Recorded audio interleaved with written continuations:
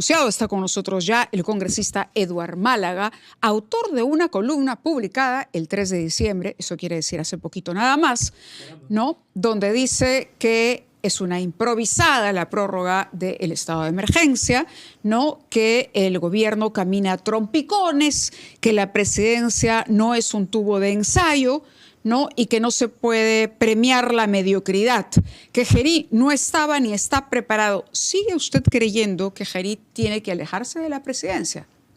Que es algo que dijo en octubre cuando asumió el cargo. Digamos que no resulta siendo una opción muy práctica. Buenas noches ante todo. Buenas noches. Una opción muy práctica en estos momentos en que ya estamos sobre el caballo, pero sí me parece importante reivindicar el control político, el rol del control político del Congreso que se ha perdido. Pero se puede controlar a uno de los suyos. Por eso, se ha perdido. Yo creo que ahora por cuestiones de colegialidad, de amistad, pues ya no tenemos separación entre Ejecutivo y Legislativo. Prácticamente es un solo poder. No estamos viendo acciones decididas para citar a ministros, traerlos al Pleno, interpelarlos. Es una suerte de luna de miel hacia el final de este periodo de gobierno que no nos hace bien, porque cualquier democracia saludable necesita que el Parlamento haga crítica constructiva y haga crítica firme sobre las incapacidades o incongruencias o debilidades de los gobiernos. Aquí y la columna en la que te refieres, perdóname, yo la suscribo. Yo sigo diciendo que hay incompetencia, yo sigo diciendo que hay cierto nivel de mediocridad. Yo quiero, por supuesto, que le vaya bien a este gobierno. Yo quiero que los ministros saquen adelante sus carteras, pero no puedo dejar de negar la realidad, que es que vemos un presidente que básicamente vende imagen, pero no muestra resultados. Y los resultados son indispensables, Mávila. Correcto. Ahora, usted ha dicho, lo buscaron por su docilidad, lo dijo antes, ¿no?, de la columna que ha publicado. Cuando habla, por ejemplo, de mediocridad, ¿dónde encuentra o dónde diría usted se exhibe de mejor manera o se puede apreciar de mejor manera la mediocridad de este gobierno? Del presidente. Del presidente. Porque yo quiero darle mi respaldo. Pero él es la cabeza del gobierno. Por supuesto. Él toma las decisiones, él puede decir junto al presidente del Consejo de Ministros. ¿Usted haría una distinción entre la figura de Gerí y la figura del doctor Álvarez? Yo hago una distinción, porque yo creo que él ha apostado por el doctor Álvarez, que me parece una persona bastante competente, y por ministros que, a pesar de ciertos cuestionamientos iniciales, demuestran conocimiento en la materia y creo que están mínimamente calificados para llevar adelante esas carteras. ¿Incluyendo Interior? En Interior tengo la gran duda, porque no vemos resultados. Pero luego voy a pasar a eso. A ver. Me quería referir al presidente Gerí, porque tú me preguntas en qué se nota esa mediocridad. Bueno, yo la noto desde que era congresista, básicamente. Entonces yo me remito al conocimiento que tengo del señor Gerí desde antes de que fuese presidente. Cuando entra luego a la presidencia del Congreso, no tuvo un manejo prolijo, ni destacado, ni firme de la mesa directiva. ¿Era un congresista mediocre? Yo creo que era un congresista que pasó desapercibido para muchos, ¿no? Y eso ya dice bastante. No es alguien que se destacara por acciones firmes, por liderazgos, por apuestas osadas para cambiar las cosas. No apoyó las sesiones de control político contra Boluarte, contra Santibáñez, mucho menos contra Castillo. Recién al final se animó. Entonces no era alguien que mostraba una postura dura y firme, y mucho menos cuando ya era presidente del Congreso, que es alguien que debería pues finalmente defender ese poder de cualquier confrontación con el Ejecutivo. Tampoco lo hizo. Entonces ahora pasamos de esa etapa a la etapa de la presidencia de la República y tenemos obviamente a alguien que aprovecha ese desconocimiento general de la población para vender una imagen de actividad, de dinamismo, que no se traduce, y ahora voy a tu pregunta, en el discurso. Cuando tú le preguntas a un hombre de Estado sobre sus políticas, sus razones, sus fundamentos, esperas respuestas concretas, técnicas, específicas, y el señor Gerí no da respuestas de ese tipo, da respuestas bastante gaseosas. Por ejemplo, esta nueva delegación de facultades, ¿has leído el número de normas y de materias en las que se va a legislar? ¿Tú crees que José Gerí sería capaz de dar una conferencia de prensa y explicarlas y explicar por qué se ha tomado la decisión de tomar todas esas facultades? Yo creo que no. Yo creo que un presidente debe estar en condiciones de hacerlo. Otro aspecto que me da cuenta de cierto, no quiero repetir la palabra mediocridad, pero ciertas deficiencias, es en todo caso la falta de resultados con respecto a la inseguridad ciudadana, la falta de firmeza en la aplicación de las medidas. Se habló de que las concentraciones masivas se quedaban prohibidas, salvo se pidiese un permiso una licencia, ¿no? En el marco de los estados de emergencia. Hemos claro. tenido a los mineros acampando en la avenida Bancay, hemos tenido a los fans del Flamengo dando vueltas por todo Lima, un desorden total. No hemos visto grandes operativos, seguimos viendo el mismo número de incidentes, de muertes, de extorsiones, no cambia la percepción. Entonces, realmente, ¿de qué sirve proponer una firmeza si no se traduce en un resultado? Pero tiene una ventaja, que es la aprobación. La aprobación es una medida de la percepción, diría yo. Y también voy a decir algo que quizás suene muy fuerte, que los peruanos lamentablemente nos contentamos con muy poco. Y mucho más aún después de la experiencia con Castillo y Boluarte, yo creo que cualquier congresista promedio hubiese tenido índices de aprobación tan altos o más altos que incluso que los de José Gerí. Entonces a mí no me llama la atención esa aprobación porque estábamos hartos de la mediocridad también y de la superficialidad y la vanidad de la señora Boluarte. Entonces, por supuesto que cualquier cambio era bienvenido. Es refrescante en todo caso visualmente, pero lamentablemente en la práctica y en los resultados para mí no está dando lo que debería verse. ¿Ha promovido usted o promoverá una moción de interpelación o una citación al ministro del Interior? No sé si es prácticamente viable porque, como ya te dije, no hay un ánimo de hacer control político en el Congreso. Yo podría presentar como una cuestión, sí, por supuesto, yo podría presentar una moción como una cuestión de principios, pero probablemente ni siquiera llegue a las firmas. Y eso es lo preocupante, que no haya suficientes colegas dispuestos siquiera a traer a un ministro a darnos explicaciones. ¿Qué es lo que pedíamos cuando ocurrió la primera muerte con las manifestaciones en contra del gobierno de José Gerí? No hubo el ánimo siquiera para llamar al ministro a preguntarle qué estaba pasando.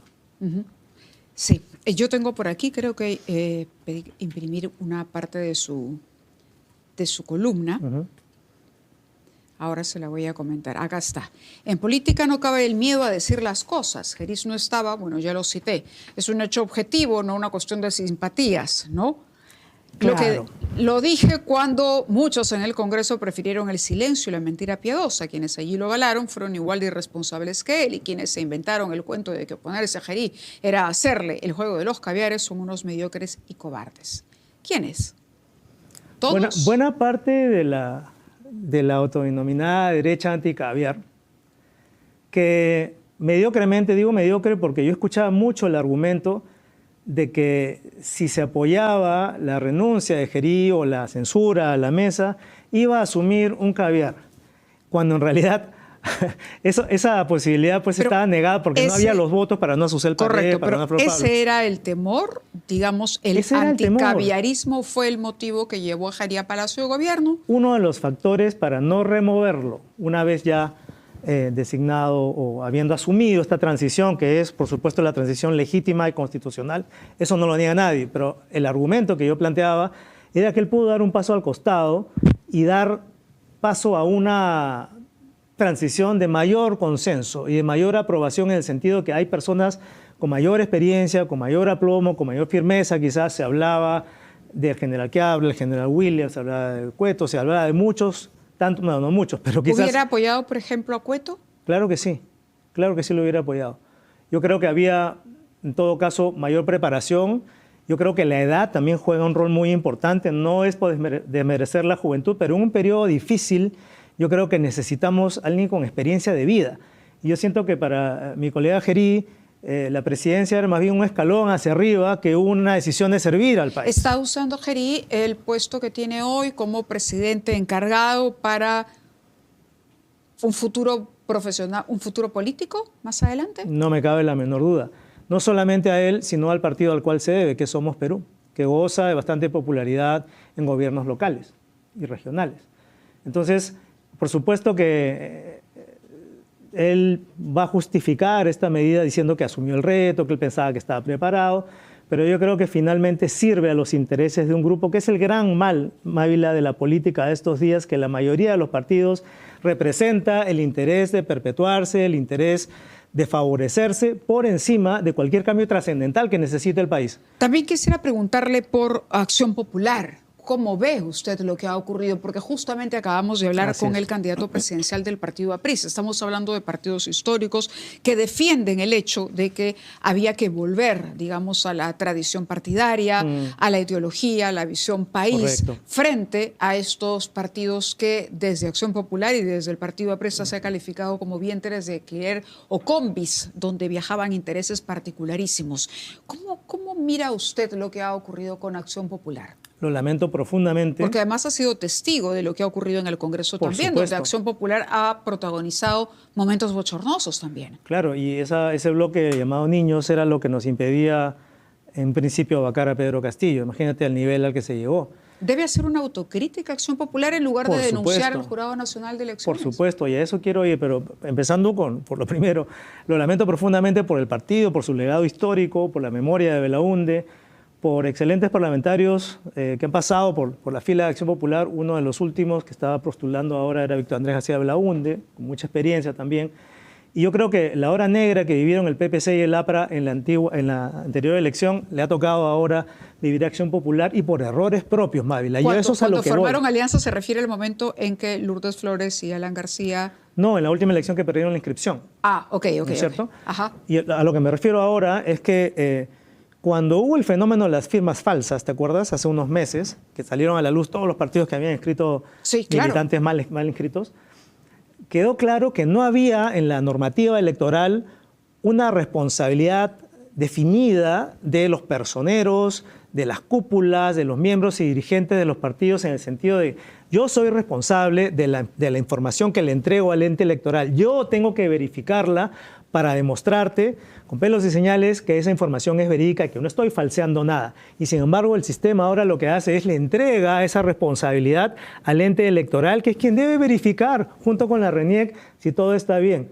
¿Te das cuenta ya lo que está muy mal ahí? No, pero a ver, la OMPE lo que ha dicho es que la información que le entregaron en este caso sobre los delegados es información del partido. Por y supuesto. La OMPE dice, a mí no me tocaba verificar, ellos son autónomos y responsables en base a esa autonomía. Por eso, el punto principal que estoy tratando de sostener es que debería ser por norma una responsabilidad formal de los partidos sustentar y hacerse responsables por cualquier error, omisión o práctica fraudulenta que ellos Pero es lo cometan. que ha considerado el Jurado Nacional de Elecciones. A la larga, finalmente sí, pero mira, se ha perjudicado al partido entero. Si hubiera quedado claro que cualquier omisión iba a tener un resultado tan catastrófico, probablemente los dirigentes hubiesen tenido mucho mayor cuidado, ¿no?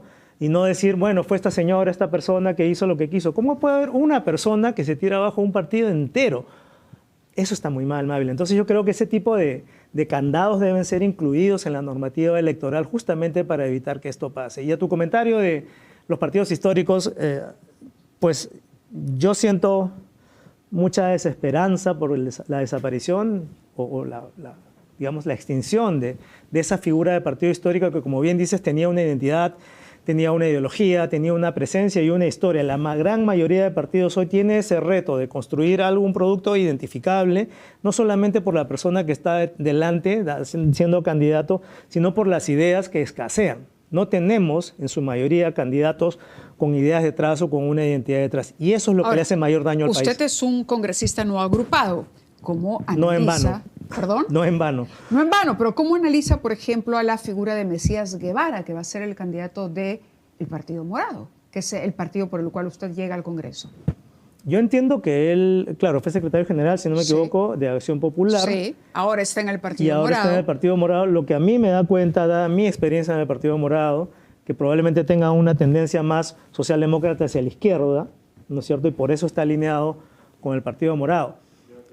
Yo personalmente no avalaría ni apoyaría ese tipo de decisiones porque yo ya lo viví en carne propia. Y me parece que es una equivocación. ¿Cree que el Partido Morado no dará fuego nunca? ¿No terminará de consolidar una propuesta no lo digo importante en el mapa político? ¿Por qué? Por una falta de definición. Porque el centro, Mávila, el centro es bienvenido en la política, pero el centro no puede ser un centro sin identidad.